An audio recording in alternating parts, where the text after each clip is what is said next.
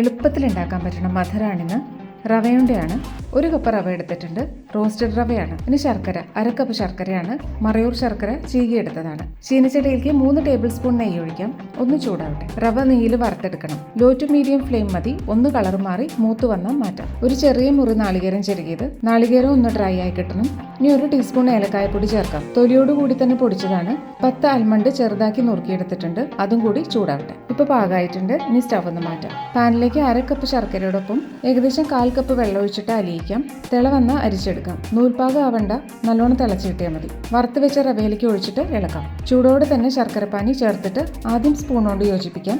ഇനി ആവശ്യത്തിന് മാത്രം പാല് ചേർക്കാം. ഉരുട്ടി നോക്കുമ്പോൾ നല്ല ഷേപ്പിൽ കിട്ടണം. ആ കണക്കിന് മാത്രമേ പാലൊഴിക്കാൻ പാടുള്ളൂ. കുറച്ചെടുത്തിട്ട് ഒന്ന് ഉരുട്ടി നോക്കാം.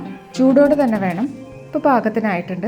ഇങ്ങനെ ബോൾസ് ആക്കി എടുക്കാം. 1 കപ്പ് റവ കൊണ്ട് ഇത്ര വലുപ്പത്തിലുള്ള 10-15 റവയുണ്ട കിട്ടും. പെട്ടെന്ന് ഉണ്ടാക്കാൻ പറ്റുന്ന സ്വീറ്റാണ്.